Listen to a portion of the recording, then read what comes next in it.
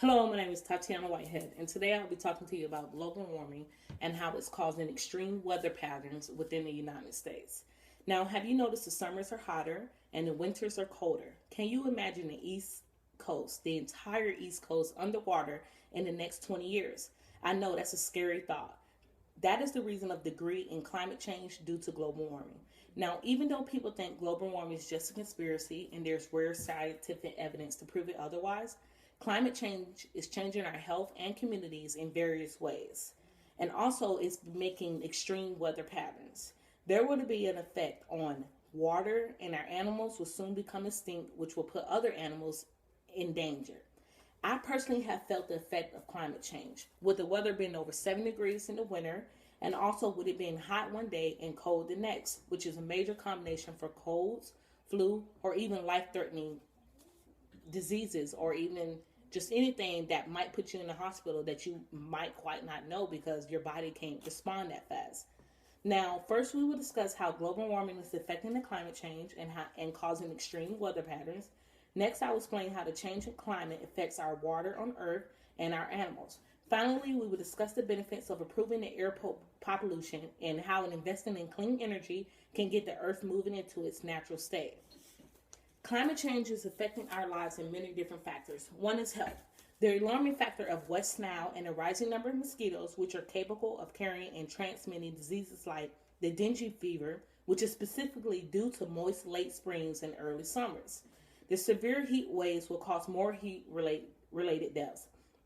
And the air pollution can result in bad allergies and asthma in our communities.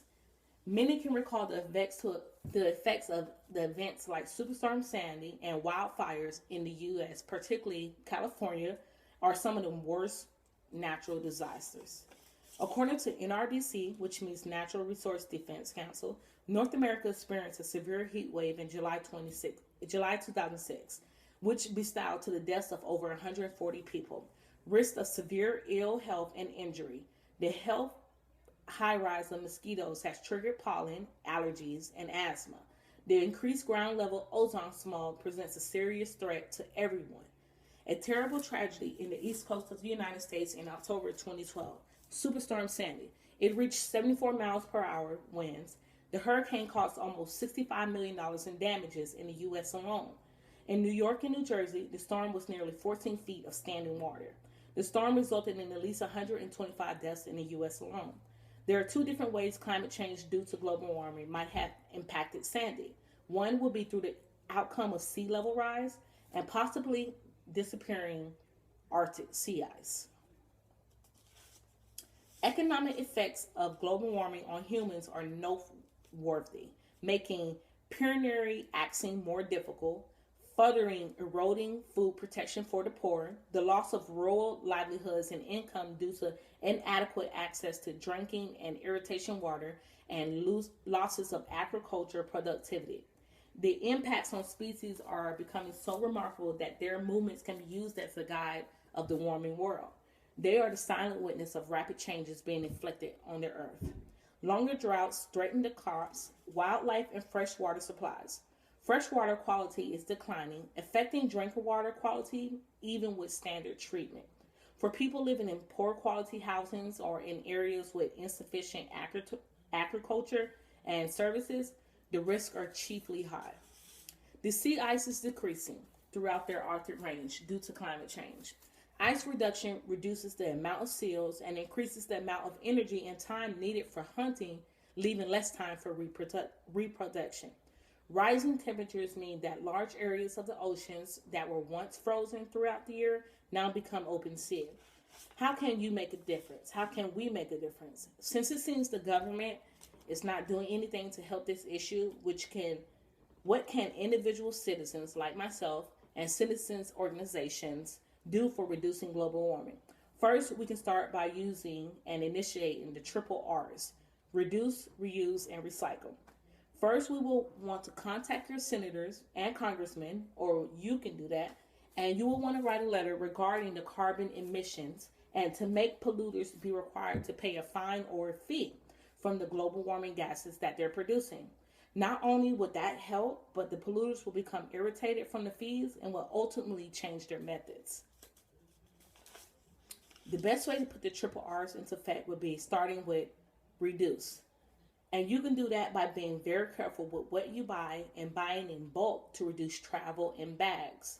Secondly, will be reuse the same products in the same way and purpose. For example, sell old clothes, reuse grocery bags. I'm pretty sure that we all have that stash of grocery bags that's either in our linen closet or that's under the sink. For example, I have a lot of grocery bags. Every time I go grocery shopping, I take these bags with me and I reuse the bags. Buy products which are made from recycled material. That's the last R, recycle. Look for the recycling symbol, which is usually under the container. Just about anything in your home can be recycled. Remember, we can all start this process. And another example with recycle, these cups that I use in my home, these are recycled cups. They're made from recycled material. And on the cup, it tells you exactly how, for example, here. You can't quite read that, but it says, we make this cup from 100% renewable materials because we think cups made from planets are better than cups made from oil. And the recycle symbol is on the bottom. Global warming is affecting both health and earth issues in today's generation and may affect it in the future. According to some scientists and doctors, global warming will become deadly to humans if humans don't take actions to stop it. Even though there is much evidence concluding to why we should believe global warming is occurring, no one is 100% certain.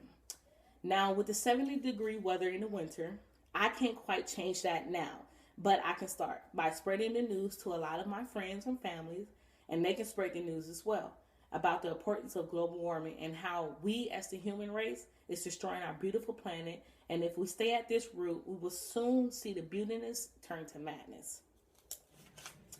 Even though people think global warming is just a conspiracy and there's rare scientific evidence to prove it otherwise, we have stated certain facts in which I presented to you, which should open your minds to the importance. The climate changes is changing our health and communities in various ways, and the weather conditions are becoming more extreme. We all saw that evidence from the past superstorm, and at the route we're going, we can expect more. The effect on water and our animals will become extinct, which will put other species in danger. For example, I like to watch the news every day in the morning. On the news, it was an event where they said that where they usually have the national sled running with the dogs. When it was about to start, there was no snow up there. That's because of the effect of global warming. There should be snow up there. There was snow up there many years before this, and this year there just so happened to be no snow. So until we all can come together and put an effect into stopping global warming, we will continue to read about the disasters that occur and their effects on the earth. Let's make a change.